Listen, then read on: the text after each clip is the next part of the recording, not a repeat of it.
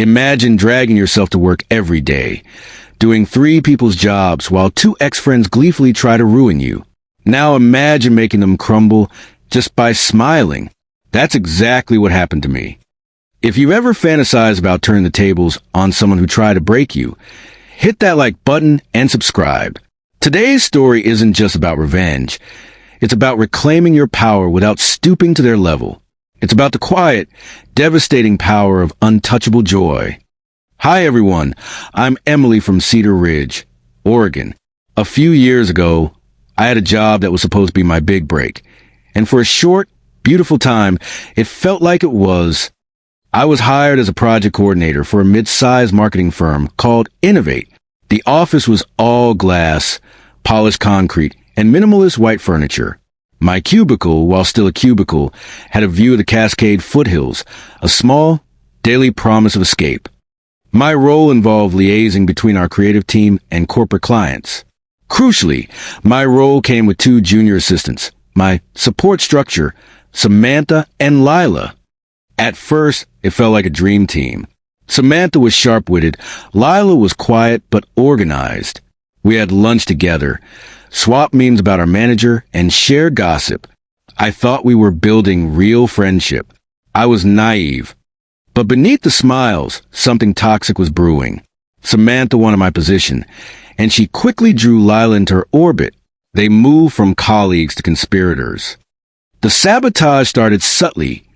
Emails edited behind my back, deadline forgotten, key data withheld before meetings.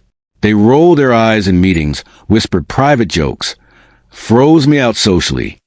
When I tried to address it, Samantha acted wide-eyed and innocent. "Oh, everything's great. Emily, you seem tense though. Maybe take a vacation?" A masterclass in gaslighting. Then came formal complaints. My conflict-averse manager began pulling me aside to question me about new accusations. It was 2 against 1, and in office politics, numbers matter more than facts. Meanwhile, 2 other coordinators quit, and their projects landed on my desk without warning or extra pay. I was now doing 3 jobs while being sabotaged by my own team. I worked 12-hour days, ate sad dinners at my desk, and stopped sleeping. My hair was unstyled, my outfits crumpled. Samantha smirked every time I walked by. Lila radiated smug satisfaction. They were thriving on my defeat. The low point came on a rainy Thursday. After yet another absurd complaint, I came home soaked and just sobbed, loud, messy, body-shaking tears. I was mentally writing my resignation letter, conceding the battle. I pictured their faces lighting up when I walked out the door. They had won. Then one sharp thought cut to my despair. If my misery feeds them, then what would my happiness do? I had spent months fighting their fire with my panic and defensiveness. Exactly what they wanted. But what if I simply rejected the script? What if I showed up not just surviving, but thriving? The power they held was purely psychological. If I didn't react, their attacks would lose their target. The next morning, everything changed. I got up before sunrise, straightened my hair, put on my navy wrap dress and bold red lipstick, and practiced a calm, serene, untouchable smile. The smile of someone who had a delicious secret and was completely in control. I walked into the office like sunshine after a storm. Shoulders back, voice bright. I even brought fresh French pastries for the break room. I chatted cheerfully with Marcus, the designer they disliked, loudly discussing campaign details. Out of the corner of my eye, I saw their wide-eyed whispering. They couldn't compute. For the rest of the day, I glided. Samantha tried to clarify, a point in a meeting to expose a flaw. I beamed. "Thanks so much, Samantha. That's so helpful." She blinked, stunned. Lila forgot to send me a file. I calmly pulled it from my own backup and sent the report early. "No worries, Lila. I've got it handled." Their sabotage lost its sting. They became the stress ones, making genuine mistakes. Samantha's polished emails turned snappish.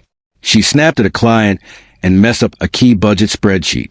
My unshakable calmness was a silent accusation of her own unraveling. 3 weeks later, I heard Ray's voices in Harmon's office. "Samantha, convinced she was about to be fired, launched into a rant that essentially confessed to everything. An hour later, she was escorted out for chronic insubordination and poor performance. I hadn't said a word about her. She did it all herself. Lila shrank back. The snide remark stopped. The office air finally cleared. And a few months later, I quit too, not in defeat, but because my victory showed me I deserved better. My successful projects and new confidence landed me a fantastic new role with a supportive team. I walked out with my head high, dignity intact, and the memory of those two staring at me, undone. What still amazes me is how little I actually did.